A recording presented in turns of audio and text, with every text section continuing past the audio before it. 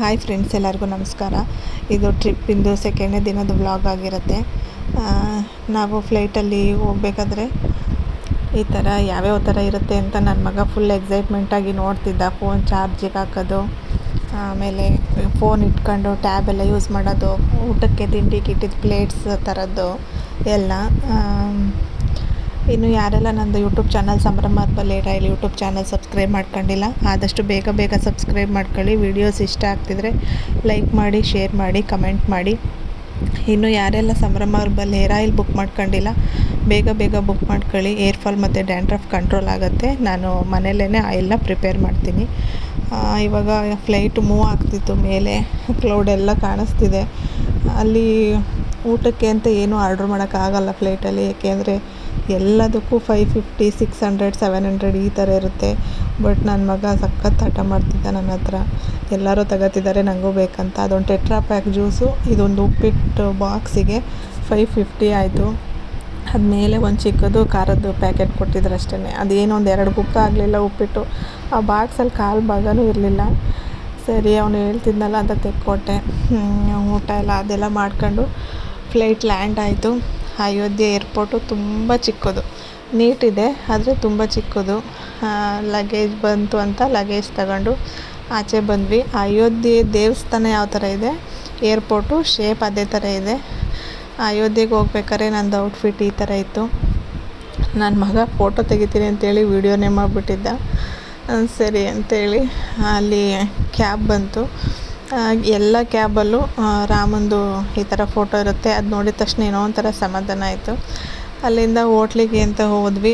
ಅಲ್ಲಿ ನನಗಂತೂ ಊಟ ತಿಂಡಿ ಏನೂ ಸೆಟ್ ಆಗಲಿಲ್ಲ. ಊರಿಗೆ ಬರೋವರೆಗೂ ಯಾವುದು ಅಷ್ಟೊಂದು ಚೆನ್ನಾಗಿರ್ತಿರ್ಲಿಲ್ಲ.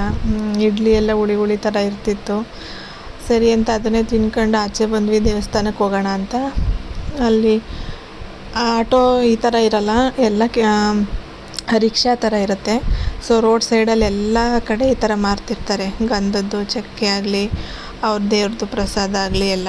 ಸರಿ ಅಂತ ನಾವು ಆಟೋದಲ್ಲಿ ಅಲ್ಲೇ ಒಂದು ಆಂಜನೇಯನ ದೇವಸ್ಥಾನ ಇದೆ, ದೊಡ್ಡ ಆಂಜನೇಯನ ದೇವಸ್ಥಾನ. ಫಸ್ಟ್ ಅಲ್ಲಿಗೆ ಹೋಗ್ಬಿಡೋಣ ಅಂತ ಹೊರಟೆ. ಅಲ್ಲಿಗೆ ಹೋಗ್ಬೇಕಾದ್ರೆ ಆಟೋ ಹತ್ತೋಣ ಅಂತ. ಎಲ್ಲ ಕಡೆ ಈ ಥರ ಇಯರಿಂಗ್ಸ್ ಮಾರ್ತಿರ್ತಾರೆ. ನನಗಂತೂ ಸಖತ್ ಇಷ್ಟ ಆಗೋಯಿತು. ಅಲ್ಲಿ ಹಣೆಗೆ ಹಚ್ತಾರಲ್ಲ ಆ ಥರ ಹಚ್ಚೋಕ್ಕೆ ಅಂತ ಆಚೆ ಇಟ್ಕೊಂಡಿದ್ರು. ನನ್ನ ಮಗನಿಗೆ ಹಚ್ಚೋಣ ಅಂತ ಹಚ್ಚಿಸ್ತಾ ಇದ್ದೆ. ಫಸ್ಟು ಅವನಿಗೆ ಬೇಡ ಅಂತಿದ್ದ. ಆಮೇಲೆ ಹಚ್ಚಿಸ್ಕೊಂಡ.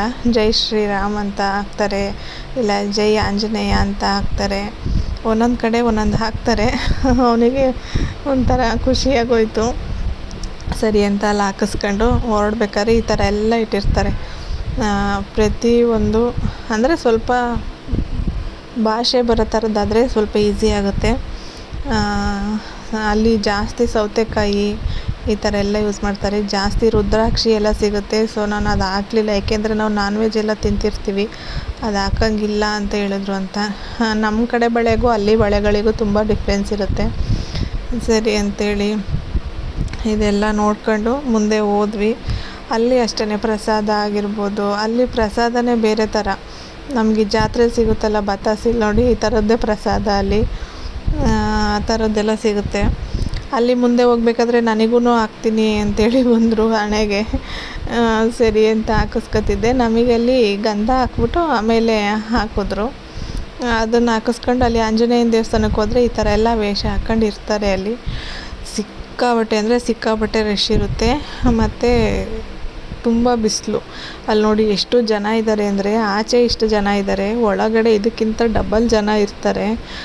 ಆದರೂ ಸರಿ ಹೋಗೋಣ ಅಂತೇಳಿ ಕ್ಯೂ ನಿಂತ್ಕೊಂಡು ಹೋದರೆ ಅಲ್ಲಿ ದೇವ್ರನ್ನ ಕರೆಕ್ಟಾಗಿ ನೋಡೋಕ್ಕೆ ಬಿಡೋಲ್ಲ ಆ ರಶಲ್ಲಿ.